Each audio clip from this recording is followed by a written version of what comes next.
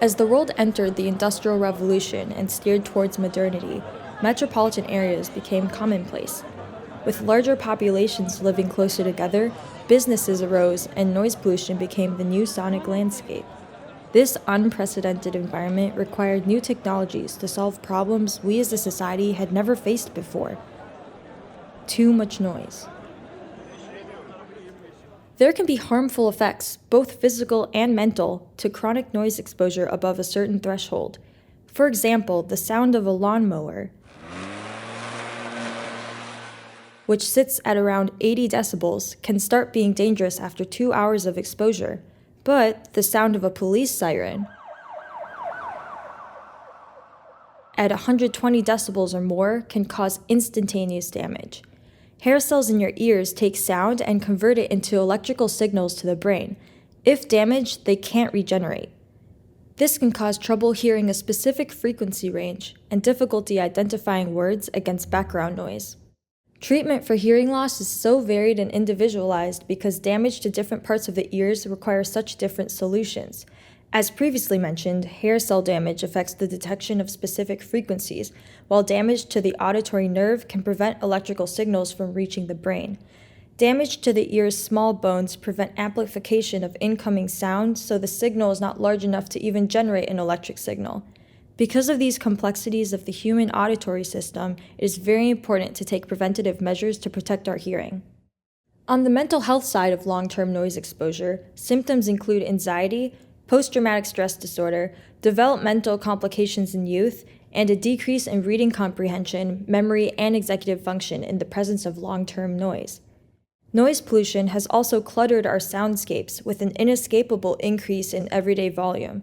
According to the Environmental Protection Agency, noise pollution can lead to high blood pressure, speech and sleep complications, and a decrease in productivity.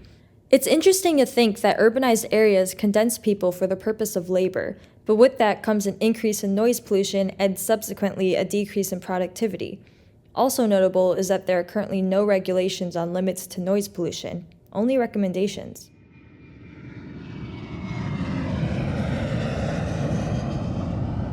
In the broad spectrum of noise pollution, I wanted to explore one in particular, aircraft noise. The CDC recommends keeping the maximum average noise exposure over a 24-hour period to 70 decibels. Remember that number. The cruel reality is that many war-torn countries live in areas where ambient noise levels are much higher than that. A prime example is the occupied Gaza Strip in Palestine. Israeli unmanned aerial vehicles, or UAVs, have taken over the skies for the last 17 years, filling the wind with a constant hum. It is so prevalent that Palestinians have a word for this, zanana, which translates to buzzing noise. The typical UAV runs between 64 and 98 decibels. Remember what the CDC recommended? 70. Being surrounded by this chronic noise has led to headaches, irritability, and insomnia, while dually acting as psychological warfare. These UAVs serve as a permanent reminder of surveillance and the danger of a strike at any moment. While those who live under UAV-filled skies hear a persistent buzz of noise, however, those manning the very same drones remotely have a silent video feed, a stark contrast that further removes themselves from empathy. The border of Pakistan and Afghanistan is also familiar with the incessant noise, which they call bungana, or buzzing wasp in Pashto.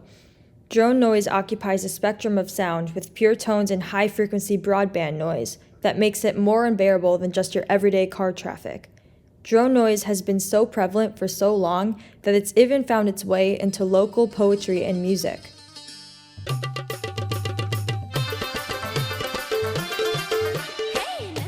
Artists like Sitara Yunus and Nazia Iqbal have used metaphors of drones in lyrics like, "My gaze is as fatal as a drone attack," and "My love, you are far away from me, and these drones will target you."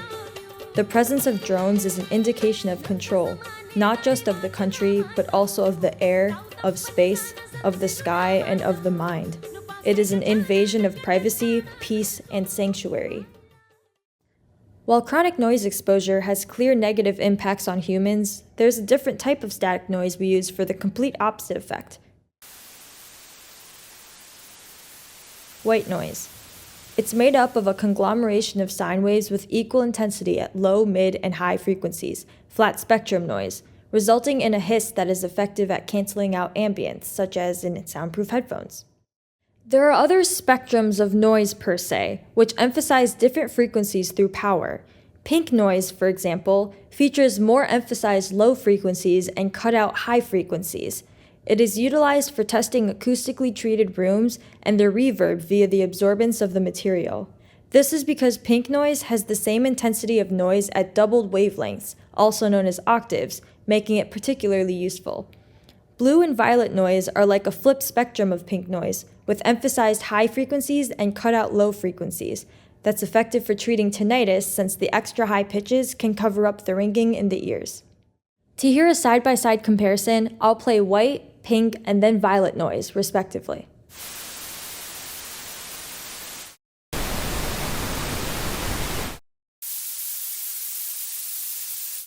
Many have used these different spectrums of noise as a way to concentrate when studying, improve memory, and stay in a deeper sleep state longer, a very striking difference to how drone noise in countries like Palestine and Pakistan have been affected.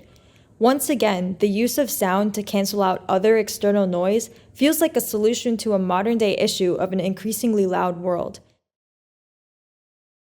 Innovations in audio recording technology, from public broadcasting radio to high-quality microphones, changed the way music sounds and is conceived. Music started serving a different function than just communal, religious, or technical prowess. Music became a prosthetic. With the need to escape the immense bustle of noise and advanced sonic technology came the rise of ambient music, almost as a protest to the normalization of overwhelming noise. Although ambient music did greatly develop with music technology, I feel the true origins are from non-Western influences, in particular ones that utilize the concept of a drone. Indian classical music is a prime example of this.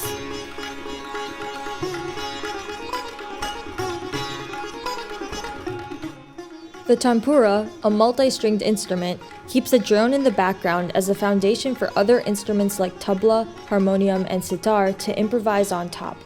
This long-form music that started around 6,000 years ago also has a meditative spiritual aspect to it, themes that are still prevalent in modern ambient music today.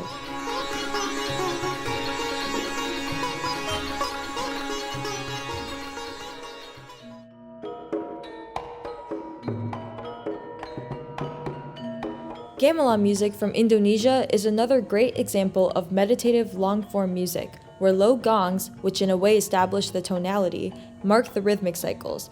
According to Javanese mythology, gamelan started in 230 CE, when the king of Java created the gong to summon the gods.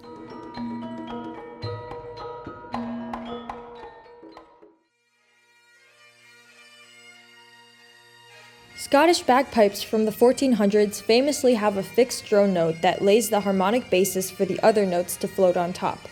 As the pitches change, harmonies weave between consonances and dissonances with the iconic lilt.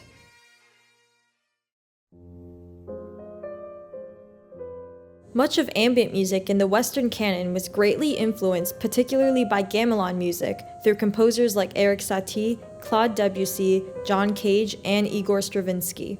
Satie, in the age of Impressionism, dabbled in the idea of music as ambience through his furniture music, which was made with the intention of being ignored.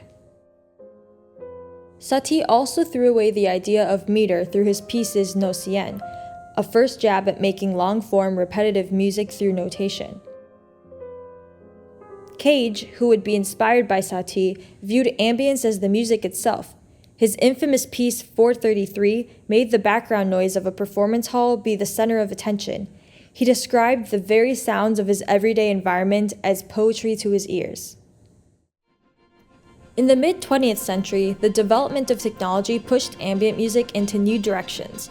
Better recording technologies and clean signals allowed for the subtleties of ambient music to better be heard. Magnetic tape became a medium to physically tamper sound. Synthesizers, electronic manipulation, and sampling also became more accessible.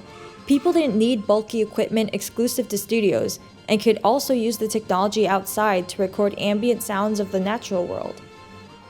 Steve Reich took minimalism for a spin with process music, listening to small details that evolve over time. Reich compared the experience of listening to processed music similar to that of classical Indian music, except in place of improvisation, there was a through-composed process. Meditative, ritualistic, and human existence at the focus of listening were all aspects that Reich sought out. His work with magnetic tape would go on to influence the first explicitly ambient music artist, Brian Eno.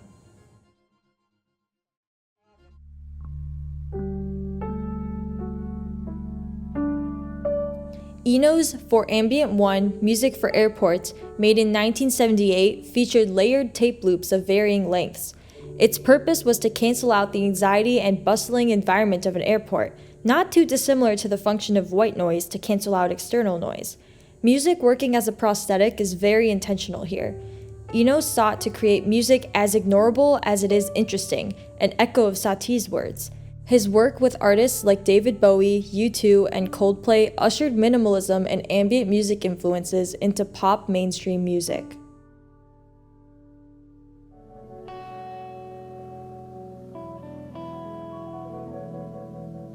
Jazz also felt the influence of ambient music through the work of Miles Davis and his avant-garde songs like In a Silent Way, with soundscapes in opposition to the note-stuffed bebop style. Artists like Aphex Twin would go on to use atmospheric textures, synths, and electronic drums in their music. The image of an anime girl sitting by a window with a cat and headphones may be a familiar one to many of the younger generation. Lo-fi, which stands for low-fidelity music, is made to be intentionally imperfect with final crackle and audio discrepancies, a devolution of the high recording quality. It serves as a nostalgic vibe from the vinyl sounds, cartoon images, and Nintendo video game type music, all representations of childhood and comfort. Lo-fi perhaps caught on so fast because it served as a shift from everyday hectic life and romanticized studying, perfectly resonating with the target audience of students. The influence of ambient music here is undeniable. Looping melodies and harmonies, repetitive drum beats, sounds that seem homemade or DIY. Once again, this is an example of music made to distract, a prosthetic, to focus on studying and to deter reality. Through this investigation of ambience, drone noise, and how it found its way into music, it's interesting how exposure to different types of chronic noise can be beneficial or detrimental, depending on frequencies, bandwidths, decibel levels, and context. Living in such loud societies, ambient music developed, perhaps out of necessity, to mask the deafening realities of modern society.